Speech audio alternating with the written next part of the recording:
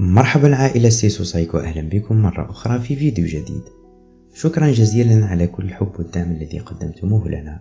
أصدقاء مثلكم هم من يدعمونني لإنشاء المزيد من الفيديوهات، فشكرا جزيلا. اضطراب الشخصية التجنبية. الكثير منكم يتساءل ويقول: أود أن أسمع المزيد عن مهارات التأقلم مع هذه الشخصية، وما هو نوع العلاج المتاح؟ ما هي الأشياء التي يمكنني القيام بها بنفسي للمساعدة في تجاوز الاضطراب؟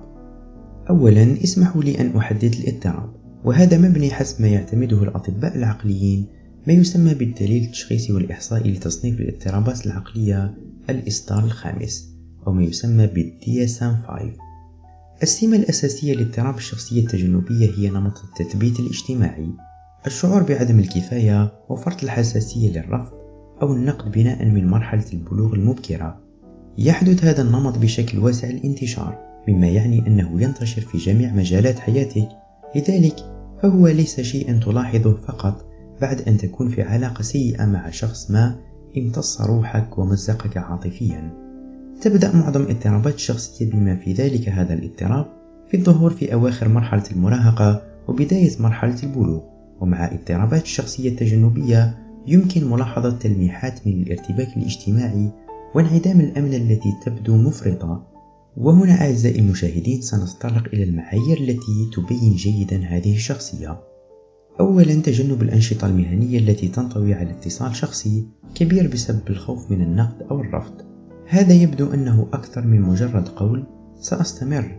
عندما يطلب منك القيام بشيء ما، يكون خوفك من النقد قوي للغاية، لدرجة أنك تقوم بخفض رتبتك أو الحصول على تقييمات سلبية لأنك لا تتابع الأشياء التي يجب عليك القيام بها. لنفترض أن لديك عملا شهريا يتضمن التعامل عن كثب مع الأشخاص. في هذه الحالة أنت لا تقول ظاهريا: لا، أنا لا أفعل هذا الشيء، إنه يجعلني أشعر بعدم الارتياح.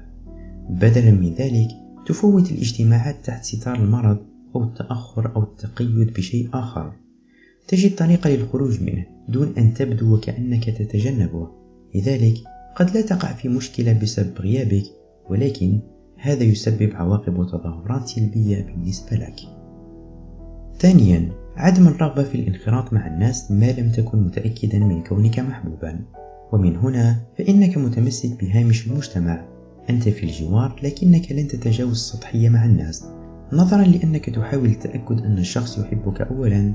ينتهي بك الأمر بالاعتماد على المشاعر وإشارات لغة الجسد غير الملموسة لمعرفة ما إذا كان الشخص يحبك أم لا. ثالثا، إظهار كبح في العلاقة الحميمة بسبب الخوف من التعرض للعار أو السخرية. في العلاقات أنت تبقي الناس على مسافة ذراع عاطفيا، قد يكون بسبب خوفك من التحدث عن أشياء عميقة تخصك، لكن الطريقة الأكثر دقة للقيام بذلك هي العمل طوال الوقت أو البقاء مشغولا للغاية. ولكن على مستوى أعمق بداخلك أنت تريد العلاقة الحميمة في حياتك، لكنها غير مريحة بسبب هذه المخاوف التي لديك، لذلك تنجذب نحو العمل والبقاء مشغولا، لأن هذا هو المكان الذي تشعر فيه بالراحة. أنت تخبر نفسك والشخص الذي تربطك به علاقة أنك مشغول بعملك. رابعا، الرفض في المواقف الاجتماعية. عادة ما يكون تركيزك على هذا كافيا لإبعادك عن المواقف الاجتماعية، ولكن إذا خرجت فأنت حتما غير مرتاح للغاية بسبب القلق بشأن ما يعتقده الآخرون عنك. هذه هي الطريقة التي يمكن أن يبدو بها اضطراب الشخصية التجنبية. خامسا، مشاعر عدم الكفاية. قد يبدو هذا وكأنه خجل، لكنك لا تتحدث كثيرا مع الناس أو تشعر بالتوتر ولا يمكنك الاسترخاء. ولتسهيل الأمور على نفسك عليك فقط تجنب التعامل مع الأشخاص الغير مألوفين. ولكن إذا لم تستطع فقد تبدو محرجا، قد تتلعثم أو لا تقول ما تعنيه حقا، لأنك تفرط في التفكير في الطريقة التي تقولها أو كيف سيأخذها الشخص. سادسا، رؤية الذات على أنها غير ذات كفاءة اجتماعيا أو غير جذابة أو أدنى من الآخرين.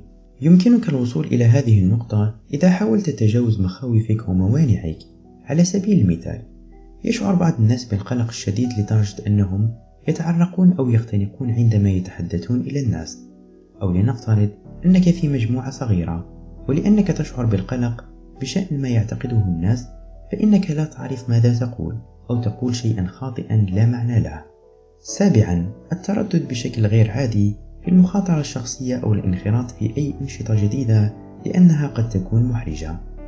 قد يبدو هذا مثل الشخص البالغ من العمر 38 عاما والذي يريد العثور على شريك حياته، لكن لا يمكنه أن يسأل هذه المرأة التي ترسل إشارات واضحة بأنها مهتمة ولا يمكنه الوصول إليها. إنه يعلم بالفعل أنها ستتحول إلى كارثة لن يتمكن من التعافي منها عاطفيا.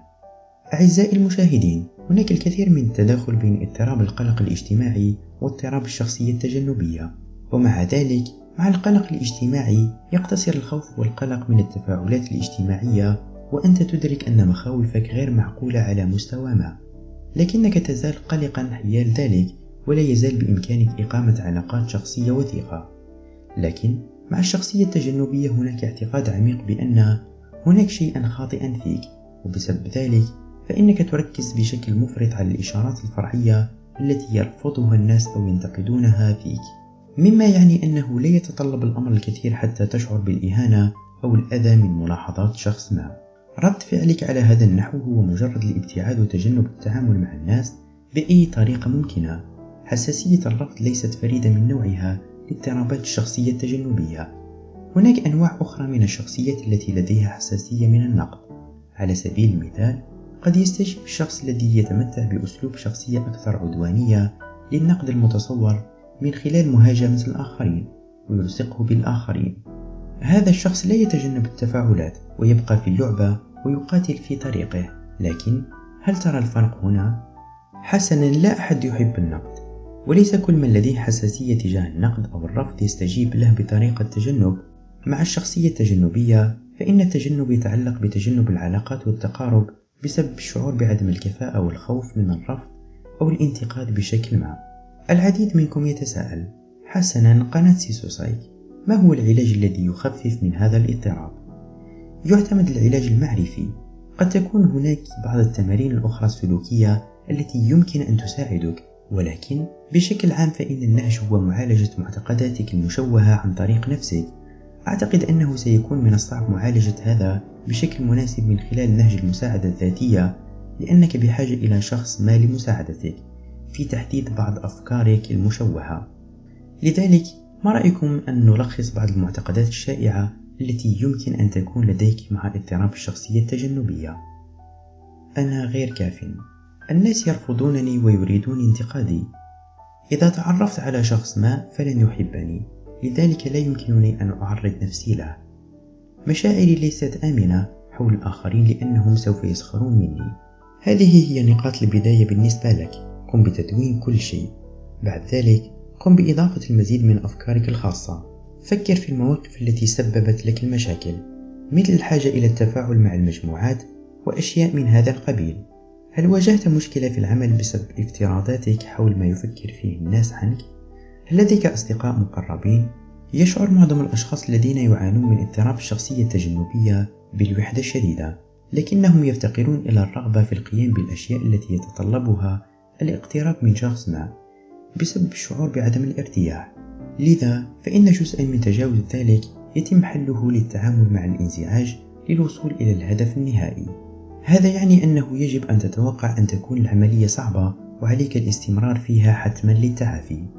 أثناء البحث عن شريك من المحتمل أن تكون أكثر ملائمة لشخص ما من الناحية العاطفية مثلك. لن تعمل بشكل جيد مع أشخاص أكثر احتياجا عاطفيا ويريد الكثير من انتباهك. يمكنك أن تتحسن في هذا المجال من أن تكون أكثر وعيا عن نفسك. لذلك أنت لا تحتاج إلى شخص يضغط عليك. يعد تحديد ما وراء سلوكك خطوة مهمة ويمنحك نظرة ثاقبة، ولكن بعد ذلك تحتاج إلى تحديد معتقداتك، وهذا هو الجزء الذي قد لا يكون من السهل عليك القيام به بمفردك. لذا أنصحك بأن تحاول بنفسك. ستجد العديد من الكتب والفيديوهات التي تساعدك على ذلك عزيزي. وإذا واجهت صعوبات أكثر أتمنى منك زيارة أخصائي الصحة العقلية لمساعدتك على التغلب على مخاوفك. هناك طرق أخرى لتحدي المعتقدات، ولكن مع اضطراب الشخصية التجنبية أعتقد أنك بحاجة إلى شخص ما لمساعدتك على تجاوزها. من الأشياء الأخرى التي يمكن أن تساعد في اضطراب الشخصية التجنبية هو التدريب على المهارات. قد يكون هذا بحيث الحصول على مساعدة في إجراء محادثات أو كيفية التعامل مع نفسك في الأماكن العامة. يمكنك أيضا الحصول على مساعدة حول كيفية رعاية العلاقات، على سبيل المثال طرح الأسئلة على الأشخاص ومتابعة إجاباتهم. هذا يدل حتما على أنك مهتم بهم، ويمكنك تعلم كيفية كشف أشياء عن نفسك حتى يشعر الناس بالقرب منك. أعتقد أنه حتى ولم يكن لديك معالج، فإن فهم ما يعيقك يمكن أن يساعدك في إجراء بعض التغييرات لتحسين علاقاتك. شكرا جزيلا لوصولك معي حتى هذه النقطة. إذا كنت تعاني من هذا الاضطراب، أتمنى مشاركة تجربتك معنا. هذا يساعدك لا شعوريا على أنك تريد تجاوز هذا الاضطراب. عزيزي المشاهد، إذا أعجبك الفيديو لا تنسى الإعجاب به، الاشتراك وتفعيل زر الجرس في قناة سيسوسايك لمشاهدة المزيد من الفيديوهات المرحة والتعليمية. لقد قمت بالعديد من الفيديوهات عن اضطرابات الشخصية، منهم الشخصية الحدية، الشخصية المضادة للمجتمع، والفرق بين اضطرابات الشخصية والأمراض العقلية. إذا كنت مهتم بهذا النوع من الفيديوهات فسأترك لكم بعض الفيديوهات في الوصف. أتمنى لكم مشاهدة طيبة، وأتمنى لكم يوم طيب. سلام.